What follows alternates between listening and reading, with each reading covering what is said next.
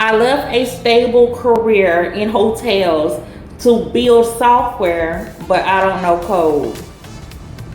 So my name is Kiwana Eaton, and I was the purchasing director for 2 hotels and 10 restaurants. In my position, I built the department from scratch, including writing the software, learning the system that we were using, which was the purchasing and inventory system called Atacode that we were using company-wide, and then teaching the chefs and other hotel personnel how to use the system. I had to bring the system online and implement other purchasing policies that the hotel was going to use. I had a team of 8 to 10 people, which made mostly of receivers, an international buyer, and cost controller. I was in charge and responsible for the loading dock, 8 storerooms that included our food and vegetables as well as beverages, alcohol. I cross collaborated with every department within the hotel so that we could see what their needs were for the week or the month or the day, and get those orders in and implement and deliver to their department or to the person that ordered. It didn't take me long to recognize that there was a problem that I needed to solve. I worked with the chefs in order for them to learn how to work with this new system. Transitioning them from the old system that they use to the new one was always hearing about the complaints that they had with the new system. Nobody wanted to learn it. We had spent so much money on it. It was taking too much time. It was too difficult. It was a headache. And most importantly, they didn't really understand inventory and how it affected their numbers, the food and beverage numbers and the hotel numbers as a whole. But in my history, it wasn't just hotels that didn't understand how inventory affected everything as well as the system.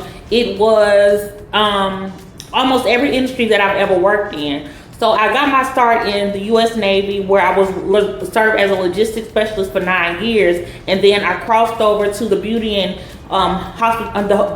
fashion industry, and then the hotel industry. The bottom common denominator for all of those industries is that nobody understood inventory, and it was their Achilles heel. It was no different for the hospitality industry. I realized that the personnel needed a system that would be user-friendly first and foremost, because most systems that are built and that are on the market are built by engineers for engineers and not for non-techie people. So I got all excited, got all eager and overzealous, and I went out and hired a developer, spent $4,000 and built an inventory management app that will be used first on Shopify, because of my previous e-commerce experience with the fashion and beauty industry. It was a failure.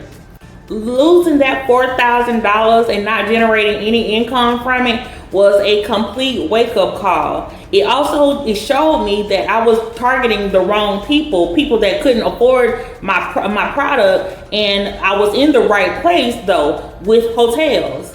So I decided to walk away from my career when I started noticing that there wasn't enough time in the day for me to get my business idea up and running and out of my head. I would get home and be so tired from a long days of work that I started prioritizing myself and losing focus on the hotel itself. So I walked away from a very high figure position, stable medical benefits. I walked away from a very good team.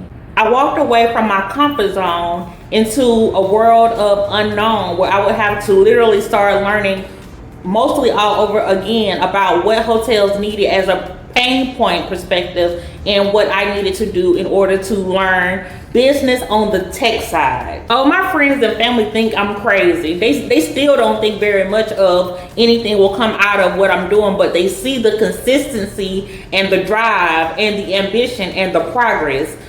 They thought I was crazy because in our area where I'm from, the position that I held was at the company that I worked at was like the top company within our area, and there's not much further to go above that. So they definitely thought I was crazy for leaving. And then my friends know that I will lose interest fast, and they just thought that, oh, here she go again. So people don't see the vision that I have in my mind, and they don't see what I see when I'm out working and talking to other hotel operators and other chefs and understanding the pain point that they have because I lived it.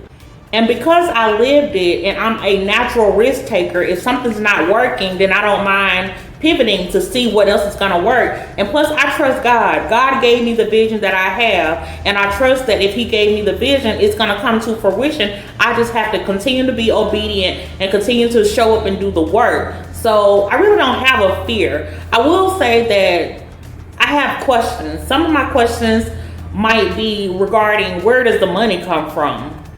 But I'm doing it anyway. And I'm doing it anyway because what do I have to lose? I have more to gain than what I have to lose. And for my family's legacy, I come from a family where I am the first generation everything. First generation college graduate. First generation military person and service member, first generation business owner, first generation now tech founder. I have a legacy of 4 nephews that's coming up behind me that I would like to see carry and progress our family forward. So that's what's at stake, and that's why I'm continuing to move forward, because I have more to lose than I have to gain. I have more to gain than I have to lose. And so I'm going to see this to completion. I am committed to God first. I then am committed to my vision, to myself, and to my family, to solving the problem of inventory management for shelves in the hotel industry, as well as a couple of other industries that I will venture into. If you would like to follow the journey of somebody that is doing it, building it from the ground up, doing it messy, it's gonna get messy. So won't you click subscribe and follow my journey. Share any comments that you have in the comment section.